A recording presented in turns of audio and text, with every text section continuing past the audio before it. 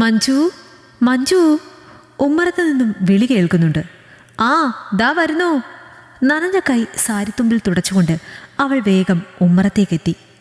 എന്താ ഏട്ടാ, നിനക്കിവിടെ എന്താടി പണി? ദേ, ഈ പത്രവും സാധനങ്ങളും വൃത്തിയാക്കി അടിച്ച് വാരി ഇട്ടൂടെ നിനക്ക്? ബാലു അവളുടെ നേരെ ചീറി. രാവിലെ പിള്ളേരെടുത്തിട്ടതാ ബാലു ഏട്ടാ, അതൊന്ന് എടുത്ത് മാറ്റിക്കൂടെ? അടുക്കളയിൽ ഒരു 100 കൂട്ടം ജോലിയുണ്ട്.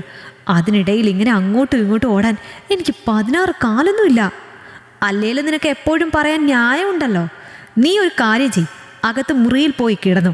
ഇത് പിറക്കി ഒതുക്കി വെക്കുക മാത്രമല്ല, അടുക്കളയിൽ കയറി പാചകവും ഞാൻ ചെയ്തു തരാടി. ശരിക്കും ചെയ്യോ?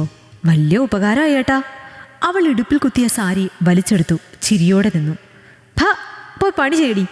ഓ, അല്ലെങ്കിൽ എല്ലാ കാര്യവും ഇങ്ങനെ പറഞ്ഞു കൊതിപ്പിക്കും, എന്നിട്ട് ചെയ്യോ? അതില്ല. പിറുവെറുത്തുകൊണ്ട് അവൾ നിലത്ത് കിടന്നതൊക്കെ വൃത്തിയാക്കി. അമ്മ, ഈ കിച്ചുവാ എല്ലാം വലിച്ചിട്ടത്. എന്നിട്ട് അമ്മയ്ക്ക് വഴക്ക് കേട്ടു. ലച്ചു സങ്കടത്തോടെ പറഞ്ഞു. അത് കേട്ട് കിച്ചുവിൻ്റെ മുഖം വാടി. അയ്യോ, സാരല്ല കേട്ടോ മേഡം, മക്കൾ വിഷമിക്കല്ലേ. അച്ഛനെ നമുക്ക് വെളിച്ചത്ത് ചോറ് കൊടുത്ത് ഇരുട്ട തുറക്കാം കേട്ടോ. ഇപ്പോൾ രണ്ടാളും പോയി കുളിച്ചേ. അല്ല മഞ്ജുവേ, രാവിലെ ബാലുവിൻ്റെ ഒച്ചയും ബഹളവും കേട്ടല്ലോ. ഇന്ന് കുറച്ച് വൈകിയപ്പോൾ ഞാൻ കരുതി ബാലു നന്നായി കാണുമെന്ന്.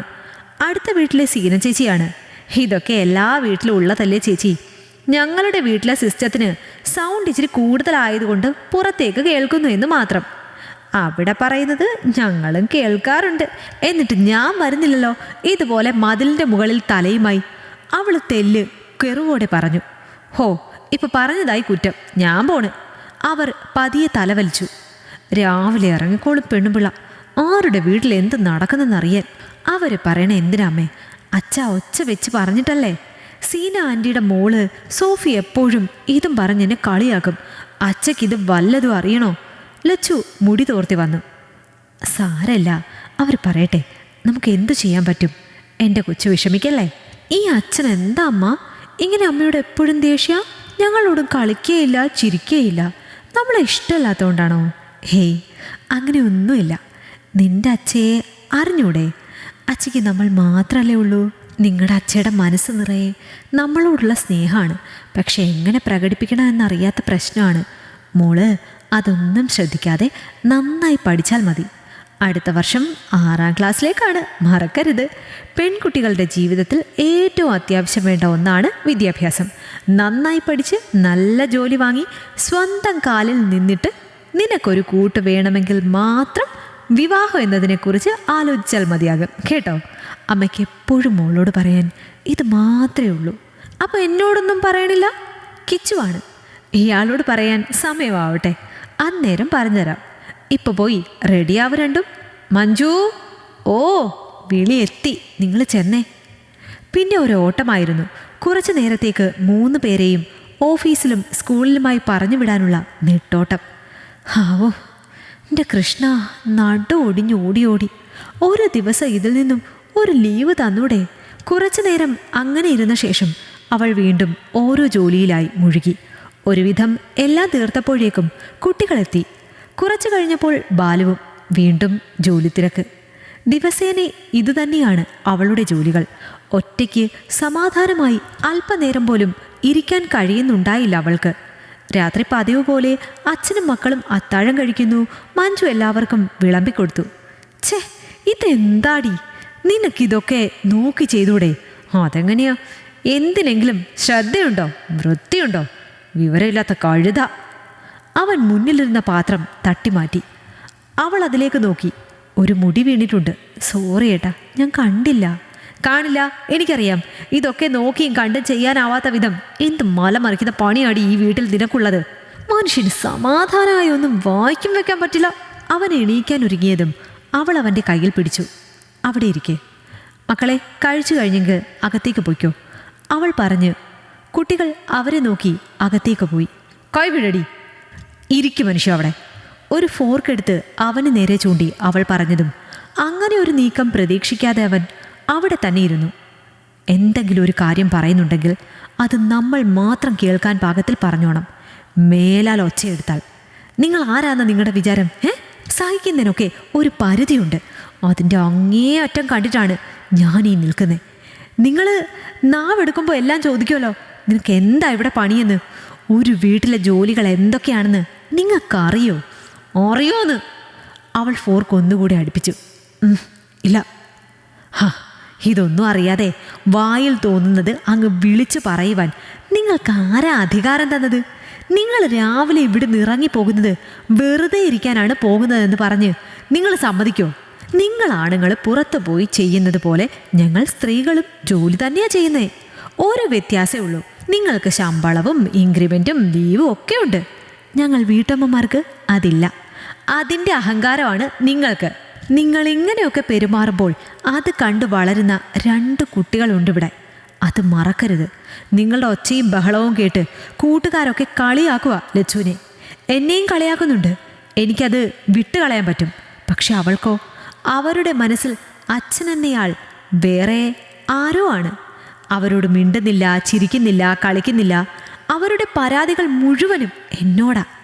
ഞാൻ ആരോട് പറയണ എൻ്റെ പരാതികൾ? അതിന് നിനക്ക് എന്ത് പരാതിയാവുള്ളേ? നിനക്കും മക്കൾക്കും എന്തേലും കുറവ് വരുത്തിയിട്ടുണ്ടോ ഞാൻ ഇതുവരെ? ബാലു സ്പൂൺ അവളുടെ കയ്യിൽ നിന്നും വാങ്ങിയെടുത്തു. നിങ്ങളുടെ കാഴ്ചപ്പാടിൽ ഒരു കുറവുമില്ല. ഞങ്ങൾക്ക് വേണ്ടി തന്നെയാണ് ജീവിക്കുന്നത്, എനിക്കറിയാം. പക്ഷേ ഉള്ളു തുറന്ന് കാണിക്കാത്ത, പ്രകടിപ്പിക്കാത്ത സ്നേഹം കൊണ്ട് എന്ത് പ്രയോജനമാണ് ബാലുവേട്ടാ? നമ്മുടെ മക്കള് അവരെ കൂട്ടി ഒന്ന് പുറത്തേക്ക് പോയിട്ട് നാളെ എത്രയായി എന്നറിയോ? അവർക്ക് വിഷമമില്ലെന്നാണോ? അവർ പറയാത്തതാണ്. പിന്നെ ഞാനിവിടെ ശരിക്കും ആരാണെന്ന് പറയാമോ ബാലുവേട്ടാ? ഇതുപോലെ വഴക്ക് പറയാനല്ലാതെ വേറെ എന്തിനെങ്കിലും എന്നോട് സംസാരിക്കാറുണ്ടോ നിങ്ങൾ? പോട്ടെ, ഒരു ദിവസമെങ്കിലും നീ കഴിച്ചോ, ഇല്ലെങ്കിൽ വാ നമുക്കൊന്നിച്ച് കഴിക്കാം എന്നൊരു വാക്ക് പറഞ്ഞിട്ടുണ്ടോ?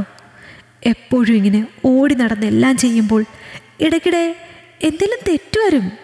അതിന് ഇതൊക്കെയാണോ പറയണ്ടേ? നിങ്ങളുടെ ഭാഗത്തെ തെറ്റുകൾ നിരത്താൻ തുടങ്ങിയാൽ പിന്നെ അത് തീരില്ല. തെറ്റൊക്കെ കാണുമ്പോൾ വഴക്ക് പറയണം, ശകാരിക്കണം. അതൊക്കെ എല്ലാ ജീവിതത്തിലും സംഭവിക്കുന്നതാ.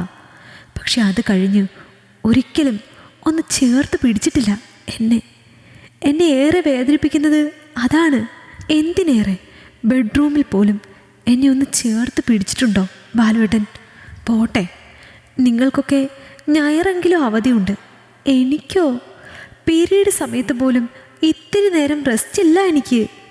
അതിൻ്റെ കൂടെ നിങ്ങളുടെ ഓരോ അയിത്തവും, അവിടെ തുടരുത്, ഇവിടെ ഇരിക്കരുത്, ഒരുമാതിരി 80 വണ്ടി കിട്ടാത്ത അമ്മച്ചിമാരെ പോലെ. ശരിക്കും ചത്ത് കളഞ്ഞാലോ എന്ന് പോലും തോന്നിയിട്ടുണ്ട്.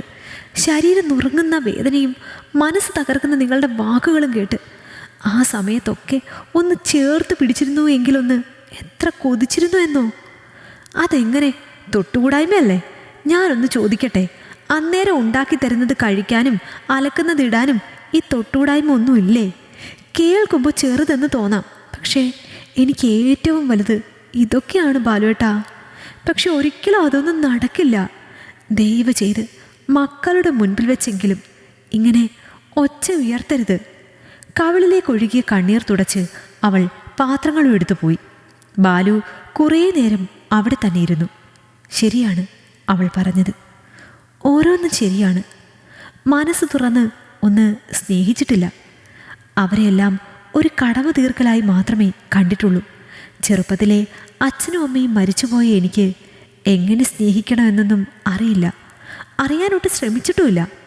സ്നേഹിച്ചു കഴിഞ്ഞാൽ വീണ്ടും എല്ലാം നഷ്ടമാകുമോ എന്ന പേടി. തെറ്റായിരുന്നു, എല്ലാം തെറ്റായിരുന്നു. അവൾ ജോലിയെല്ലാം തീർത്ത് മുറിയിലേക്ക് എത്തിയപ്പോഴേക്കും ബാലുവും എത്തിയിരുന്നു. കട്ടിലിൻ്റെ ഹെഡ് ബോർഡിൽ തല ചായ്ച്ച് അങ്ങനെ കിടപ്പുണ്ട് ആള്. മഞ്ജു അവനെ നോക്കി. കട്ടിലിൻ്റെ മറുവശത്തേക്ക് കിടന്നു. അവളുടെ മനസ്സിൽ ചെറിയൊരു സങ്കടം തോന്നി. അന്നേരത്തെ ദേഷ്യത്തിന് ഓരോന്ന് വിളിച്ചു പറഞ്ഞതാ. നല്ല വിഷമമായിട്ടുണ്ടാവും. അവൾ ഓരോന്ന് മനസ്സിൽ ഓർക്കുമ്പോഴേക്കും ഇടുപ്പിലൂടെ ഒരു കൈ അവളെ ഇറുകെ കെട്ടിപ്പിടിച്ചു. സോറി. കഴുത്തിടുക്കിലായി ചുണ്ടുകൾ ചേർത്ത് അവൻ പറയുമ്പോൾ അവൾ ആകെ പൊളഞ്ഞുപോയി. ഞാനും സോറി. അവൾ തിരിഞ്ഞ് അവനെയും ഇറുകെ കെട്ടിപ്പിടിച്ചു. ഇനി ഒരിക്കലും തനിച്ച് നിന്നെ വേദനിപ്പിക്കാൻ വിടില്ല. സോറി. എനിക്കറിയത്തില്ലടി എങ്ങനെയാ സ്നേഹിക്കാന്ന്. അതുകൊണ്ട് പറ്റിപ്പോയതാ. സാരമില്ല, ഞാൻ പഠിപ്പിച്ചു തരാം. അവൾ അവൻ്റെ നെറുകയിൽ ഒന്ന് ഉമ്മ വെച്ചു. അവൻ തിരികെയും, എടോ, നാളെ നമുക്ക് ഒരു യാത്ര പോവാം. നമ്മളും നമ്മുടെ മക്കളും മാത്രമായി. തിരക്കൊക്കെ മാറ്റി മാറ്റത്തിനായി ഒരു യാത്ര. അവൻ പറഞ്ഞപ്പോൾ വേഗം അവൾ അവനെ നോക്കി. ശരിക്കും? ആന്നേ, ഇനിയും വിശ്വാസം വന്നില്ലേ?